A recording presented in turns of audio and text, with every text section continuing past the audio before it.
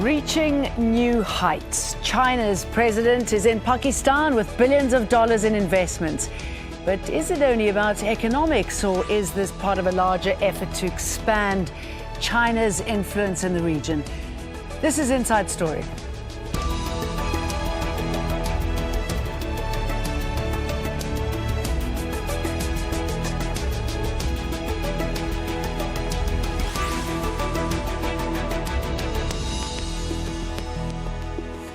Hello, welcome to the programme. I'm Jane Dutton. It is no secret that Beijing is trying to expand its influence across Central and South Asia to connect China by land and sea to the Middle East and Europe. And nothing speaks louder to that ambition than the amount of money the Chinese government is willing to spend.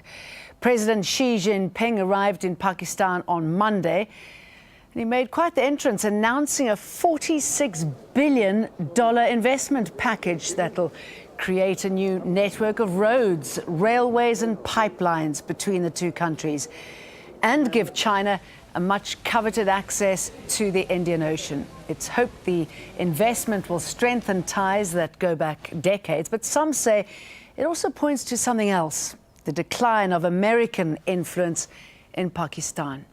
The size of the investment could transform parts of Pakistan.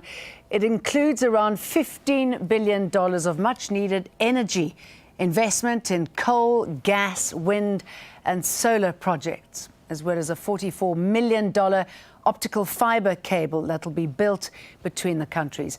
But the biggest part of this deal is a so-called economic corridor, or trade route, that will stretch for 3,000 kilometres and give China direct access to the Indian Ocean. Before we get into today's discussion, Nicole Johnston sets things up from the Pakistani capital, Islamabad. High in the Karakoram Mountains, close to the border of China and Pakistan, China is expanding the world's highest international paved road, the Karakoram Highway, and expanding its influence. This is part of a $43 billion project called the China-Pakistan Economic Corridor. It will stretch from Kashgar in China's Xinjiang province all the way south through Pakistan to the port city of Gwadar. When the China-Pakistan corridor becomes operational, China would be directly connected to the Middle East or the Gulf states and to Africa. And this would be a big dividend accruing directly from the corridor. Construction has started on a Chinese-funded deep-sea port in Gwadar. It will cut the time it takes for goods and oil to reach China from the Middle East from 12 days to 36 hours. And there are all sorts of deals linked to it: coal, solar and wind power, oil and gas pipelines, highways and railways. This is one of the most impressive buildings in Islamabad, a $30 million convention centre paid for by China. The two countries have a long-tested relationship, one that's based on cultural, economic and strong military ties. China is Pakistan's biggest supplier of weapons. It helped develop its latest jet fighter, the JF-17 Thunder. Pakistan is a country that has been plagued by problems from all around. Unless we rise on our own feet, we really cannot depend on others. China has been far more trustworthy, is a much more reliable friend of Pakistan, and I think that is known universally. The China-Pakistan Economic Corridor revives the old Silk Road traders used centuries ago. A nod to the past, while developing new industries for the future. Nicole Johnston, Al Jazeera, Islamabad.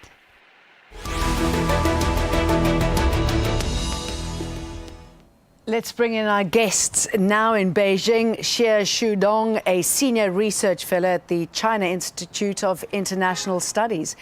In Islamabad, Musharraf Zaidi, former Pakistani Foreign Affairs advisor. And in London, Rani Singh, advisor on security for Forbes Asia and specialist on Indo-China relations. A warm welcome to all of you. Let me start off with you, Musharraf Zaidi. Potentially a lot of money heading Pakistan's way. How's this been discussed there? Well, I think the first thing that Pakistanis are conscious of is the fact that, unlike other donors to Pakistan, Chinese investments in Pakistan or Chinese contributions to the Pakistan economy tend to be in kind, tend to be spent through Chinese actors, companies, contractors, firms. So this money that, this purported sort of 28 billion is what was signed today. 46 billion is the CPEC, the China-Pakistan Economic Corridor. That's the total value of that corridor in terms of the physical infrastructure. And then there's more money beyond that for other elements of the relationship that President Xi Jinping has apparently assigned to sort of lubricate this vision that he has, and Pakistan is a part of that larger vision that the Chinese have. So I think Pakistanis are seeing this with, I think, cautious optimism. The optimism, of course, comes from the fact that it's hard to get foreign direct investment interested in Pakistan, and that a lot of the reason for that is the viability or the saleability of the idea of Pakistan being a safe and stable place in which people can make money from around the world. Sure. So I think the Chinese investment here not only solves the problem of the FDI, but also potentially solves the problem of stability. But I can see the cautious optimism because $66 billion was pledged between 2001 and 2011. Only 6% ever came through. Yeah, that's right. I think that's where the cautious element of the optimism comes from. I also think that a lot of Pakistanis today don't look at the fact that maybe in the past a lot of these MOUs have failed to materialize, that is seen as something that's really on Pakistan and on Pakistanis. I think that the Pakistani government and the Pakistani state, the Pakistani military, the Pakistani political elite, and the Pakistani intelligentsia, people who influence opinion here, we all sort of need to come together and realize that ultimately the feasibility of these investments will depend on the execution of the Pakistani end of the spectrum. That is, will the areas in which roads need to be built be stable enough for roads to be built there? Will the contracting processes allow for these things to happen as swiftly as sometimes they've not happened in the past? So I think a lot of the responsibility and a lot of the burden on delivering this, not the financial part so much, but the operational part, will once again rest with Pakistan. Jie Shudong, if any country is going to make a move, I mean, this is certainly a way of making a move, isn't it? And a way of ensuring that you're pushing all competition out of the way. Really, this is a top priority for China to work with Pakistan to make sure that the CPEC, China-Pakistan Economic Corridor, will succeed. And this project is actually beneficial for both China and Pakistan. And of course, not many countries now invest in Pakistan, but hopefully with increased Chinese investment in Pakistan, and the environment for investment will improve for other countries. So maybe it's good for not only China and Pakistan, but also good for other countries, and it provides more opportunity rather than any competition. Musharraf made a point that much of this business will be handled, as is traditionally the case in many other parts of the world, by Chinese firms. So how is China going to make sure that this money gets through to Pakistan, that they honor their pledge and that everybody benefits? Well, actually China is investing in many parts of the world, and it has experiences, very good experiences of investment in developing countries, not only in South Asia, but also in Southeast Asia, in Africa, in Latin America, in Central Asia. So China is good at this kind of projects. And certainly there are difficulties and challenges in Pakistan. For example, the security environment there. But through cooperation between the Chinese and the Pakistani governments, certainly, these projects will proceed despite of these challenges and difficulties. All right. Rani Singh, what do you make of this move, both from an economic and a geopolitical point of view? I think it's very interesting what's happening today. It actually plays into the larger Chinese agenda of influencing the region and the world economically and geopolitically. It's not just about a great big love-in with Pakistan, because reporting over in South Asia, I've noticed that China is putting an awful lot of money and investment into Bangladesh, into Nepal, and relations between India and China are warming up for mainly bilateral trade purposes. So it really plays into that. So with it's the really, development of the sorry, if I can say, reshaping possibly the economic and political order in Asia. Yes, and it's part of China's international plan, because by creating this kind of maritime Silk Route from the Indian Ocean through across to the Pacific Ocean, it strengthens China in so many different ways. China seeks to establish road, sea and rail connectivity through to Europe and to Africa. So this plays into that.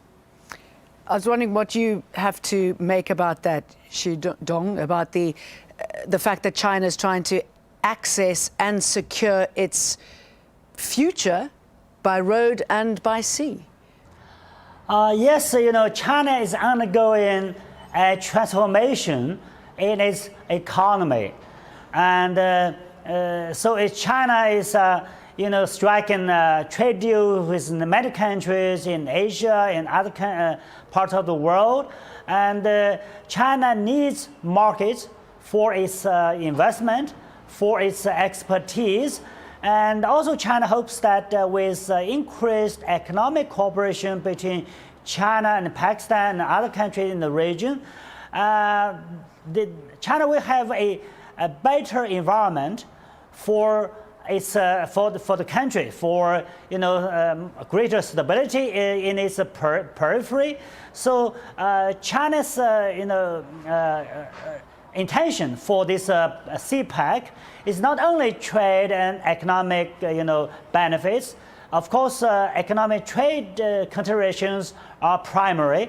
It also has strategic implication for China's relations with Pakistan, with countries in the region. So hopefully with an improved economy, there will be a greater stability in the region, which will be better, beneficial for China, because of, poverty is sometimes a breeding ground also for, extremism.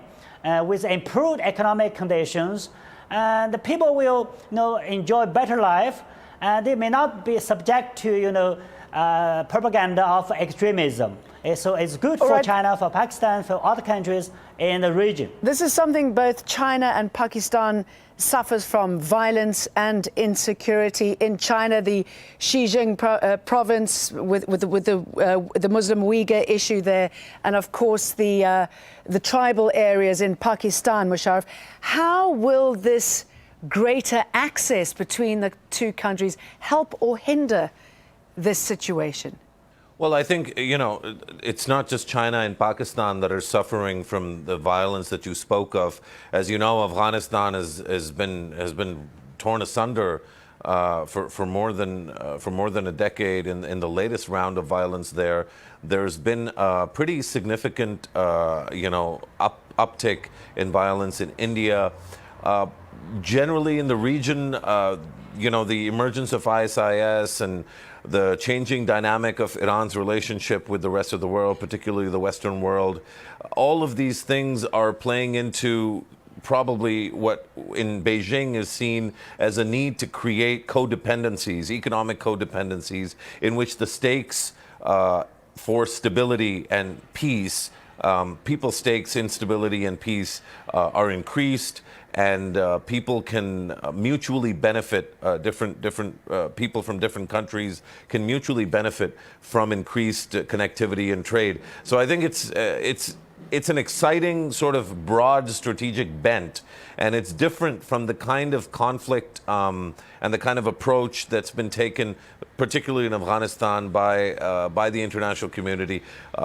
As you'll know, China's been heavily involved in helping prod Afghanistan and its government along over the last few months. The first bilateral visit of President Ashraf Ghani in Afghanistan was to China, which was an unprecedented sort of a step that the Afghans took. So I think it isn't just, CPEC is specific to China and Pakistan, and this visit, of course, is specific to the bilateral relationship between China and Pakistan. But what China is doing and what President Xi Jinping is doing is really this Pakistan-China relationship is a subset. It's one piece in a larger strategic sort of approach, which is less dependent on violence and conflict and more dependent on interdependence and economic activity across borders. Ronnie, if these restive regions benefit in Pakistan,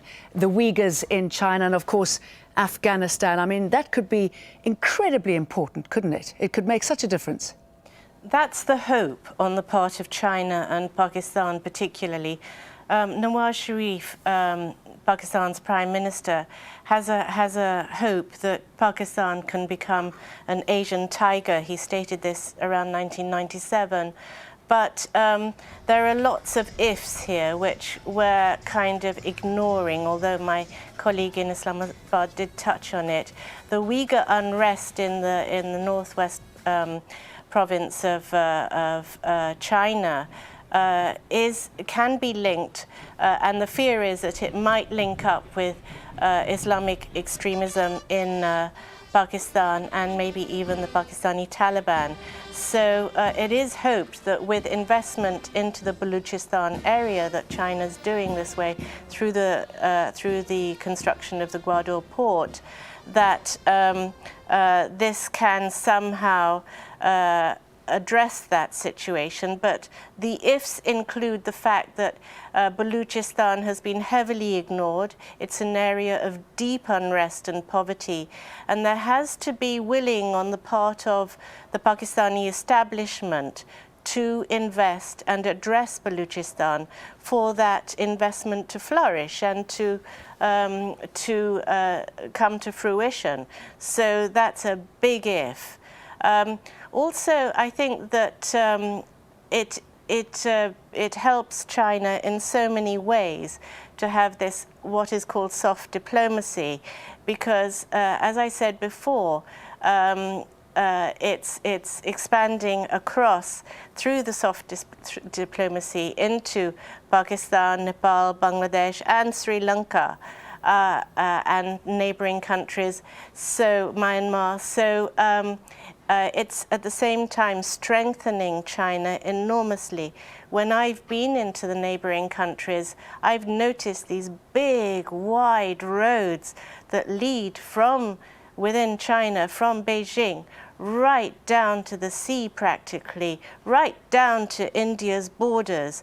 And though it's said that these help trade links and business in country and China's soft diplomacy, it's no coincidence that these big, wide, hard roads are big enough to take convoys of tanks should the need arise. It could be all about that, couldn't it, as well? India, Xu Dong, how much of this is about containing India? Because China is also going to be providing 8 submarines to Pakistan. Will that change the power balance with India? Actually, China, of course, China, Pakistan are all-weather strategic partners. But at the same time, China is developing friendly relations with India. Actually, China enjoys stable relations with both countries.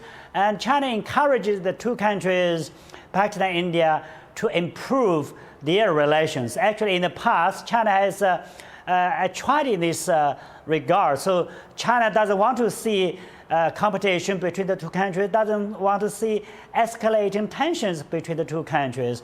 Of course, China supplies some, military equipment to Pakistan, exports some weapons to Pakistan, but at the same time, China also values its relation with India. And, but India used to be wary of closer China-Pakistani relations. But over time, when increased China-Pakistan cooperation means that actually not only China-Pakistan benefit, also India can. For example, as I said earlier, with the CPEC in place, actually the countries in the region will benefit. For example, countries in Central Asia, in South Asia, in the Middle East, even countries in Africa. So India will see over time, at the end of the day, that this kind of cooperation between China and Pakistan will benefit others, and China doesn't seek actually any exclusive interests in the region, I'm in wondering South if Asia, India, Central Asia, excuse me, even jumping in here. Pakistan. Let me bring in Musharraf.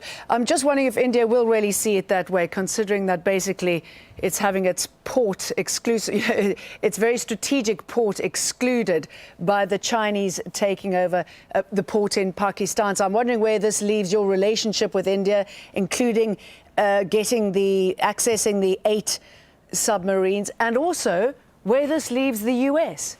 Well, so I think that India is growing at a pace, and India's role in the world and India's stature in the world is such that it doesn't behoove India to be threatened by Pakistan or any relationship that it has with any country. And I really don't think. I think there's a bunch of probably sort of older Indians that are perhaps saddled with the baggage of independence and what Indians call partition in 1947, but I don't think that the younger Indian generation, the generation that's voted in Prime Minister Modi, suffers from those complexes. I genuinely think India is a forward-looking power. It's got great potential. It's going to continue to grow, and a lot of what our colleague in Beijing just said is actually absolutely true. Not only will CPEC benefit China and Pakistan, but once Pakistan and India are able to sit down across the table and sort their issues out, and once trade of both goods and services starts,